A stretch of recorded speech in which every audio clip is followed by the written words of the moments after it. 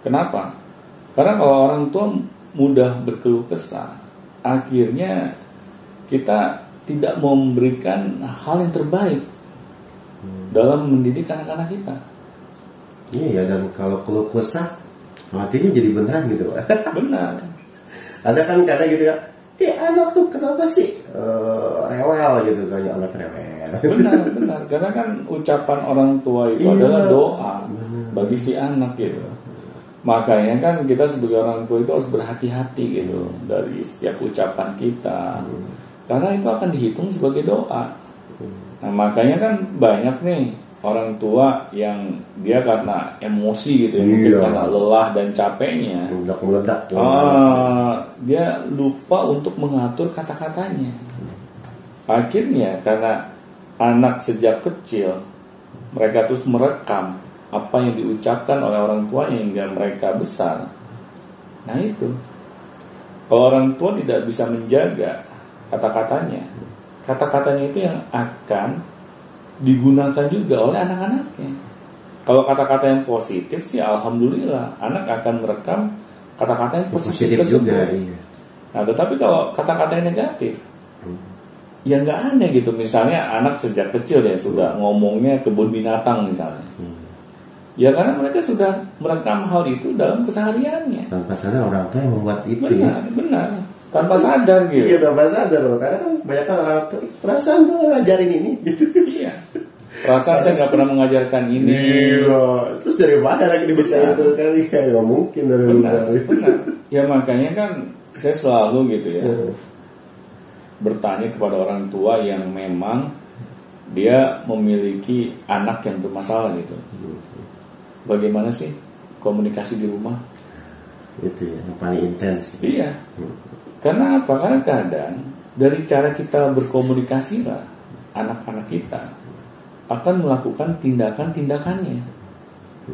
Jadi ketika mereka melakukan tindakan-tindakan negatif, itu sebenarnya hanya hasil dampak saja gitu ya. Dampak dari apa yang diperbuat oleh orang tuanya. Karena kan nggak mungkin gitu anak sejak lahir dalam lingkungan keluarga, terus kemudian anak melakukan hal-hal yang negatif ketika mereka dewasanya tanpa ada yang memberikan contohnya. Nah di sini kan akhirnya orang tua itu ya harus peka gitu dengan hal-hal seperti ini gitu. Jangan dianggap kecil gitu. Kita misalnya menganggap bahwa anak kita kan masih bayi misalnya, masih kecil, mungkin lah mereka bisa mencontoh perilaku kita gitu. Siapa bilang? Karena kan dari hal yang kecil itulah yang kita anggap sepele itu yang akan menjadi bumerang bagi kita sebagai orang tua. Kalau dari hal yang kecil saja kita tidak mau peka dalam menyikapinya, bagaimana dengan hal yang besar? Nah di sini kan orang tua tuh banyak yang menganggap remeh gitu hal ini gitu. Ya kenapa sih saya harus sangat menjaga gitu perilaku saya di depan anak-anak saya? Kan anak-anak saya ini masih kecil, terus tidak mungkin mengerti apa yang saya katakan. Ya wajar dong kalau saya mengucapkan hal-hal yang memang kadang kurang terkendali gitu. Nah di sini akhirnya karena kita menganggap remeh hal seperti ini dan diulang-ulang dan akhirnya sudah itu menjadi kebiasaan. Karena kan kebiasaan itu suatu hal yang diulang-ulang dan anak juga mau nggak mau gitu mereka akan merekam dengan maksimal gitu apa yang disampaikan oleh orang tuanya. Di sini saya melihat bahwa kalau orang tua tidak mau belajar caranya menjadi orang tua, akhirnya kita akan kesulitan gitu. Kelabakan sendiri mengatur perilaku kita. Karena apa? Karena kadang sesuatu itu kita baru tahu salah kalau sebelumnya kita memiliki ilmunya. Nah, tetapi kalau kita tidak memiliki ilmunya, ya bagaimana kita tahu mana yang benar, mana yang salah? Yang ada, yang kerasa adalah capek, sia-sia urusan. Iya, kita akhirnya jadi hitung-hitungan sama anak gitu. Emang orang tua nggak boleh capek? Iya. Memang orang tua nggak boleh marah? Iya. Ya saya sih nggak bilang bahwa orang tua itu nggak boleh capek dan nggak boleh marah. Iya, itu tetapi pada ya. tempatnya enggak. Iya.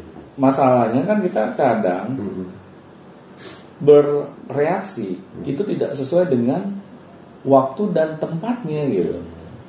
Akhirnya ya sudah, kita umbar tuh segala unek-unek yang ada di dalam kepala kita gitu. Meskipun itu hal yang negatif.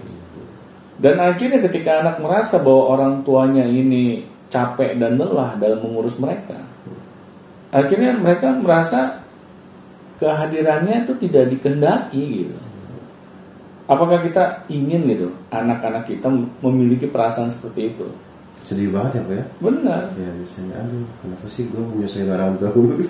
Nah itu pasti kan anak meskipun usianya masih kecil ya, mereka akan bertanya-tanya kepada dirinya gitu, apa salah saya? Mengapa orang tua saya itu sepertinya tidak ikhlas gitu dalam mengurus saya? Nah di sini kan ketika anak selalu memiliki batin yang saling ini ya, yang saling kontradiksi, akhirnya mereka ini tidak lagi memiliki keyakinan gitu sama orang tuanya. Padahal kalau orang tuanya sabar, kalau orang tuanya berharap pahala atau apa gitu, sebenarnya mendidik anak itu meskipun capek lelah tergantikan juga ya Pak. Benar. Kita inginnya bergeningnya itu di depan gitu. Kebanyakan sih begitu kan. Kita inginnya ketika kita sudah melakukan sesuatu kepada anak kita itu langsung patuh, langsung nurut gitu kan. Langsung bisa berperilaku dengan baik, menyenangkan orang tua gitu, langsung secara instan gitu. Nah itu, ya kan nggak mungkin kejadian gitu. Yang namanya anak kan butuh proses dalam memahami apa yang dimaksud oleh orang tuanya, apa yang menjadi keinginan orang tuanya. Mereka butuh proses gitu. Tidak bisa serta-merta mereka tuh langsung berubah gitu kan, seketika. Nah ini yang aneh gitu, kalau ada orang tua yang pengen anaknya ini segera paham apa yang dimaksud oleh orang tuanya. Karena kita aja waktu masih kecil, coba deh tanya ya kepada orang tua kita dulu, kita ini bikin pusing mereka nggak? Iya, kalau dipikir-pikir ya. Iya, agar fair. Jangan ketika kita memiliki anak, kita merasa bahwa anak kita ini pembuat masalah, paling memusingkan lah gitu. Paling memusingkan orang tuanya. Iya. Ternyata dulu ketika kita masih kecil, kita mungkin bisa lebih parah gitu dibandingkan anak kita sekarang. Iya, nah, tetapi kita saja sudah tidak mau mengakuinya gitu. Nah, di sini akhirnya saya merasa bahwa kalau kita sebagai orang tua tidak mau merubah pola pikir kita bahwa mengurus anak itu adalah sebuah anugerah, akhirnya sampai kapanpun kita akan kesulitan menemui anak-anak yang mengikuti apa yang menjadi maunya kita. Dan kita akan terus merasa lahai gitu. Capek. Terima kasih Pak dari atas seri-serinya tentang anak hari ini, parenting ya. Jadi kalau misalnya ada pertanyaan tentang seputar sesi ini, silakan langsung saja di link deskripsi di bawah. Silakan langsung diklik yang mana saja. Di situ ada Gmailnya, WA dan Telegram. Langsung saja kirimkan pertanyaannya tentang sesi ini boleh. Tentang sesi-sesi sebelumnya silakan juga. Baik, sampai jumpa di Beyond Education selanjutnya.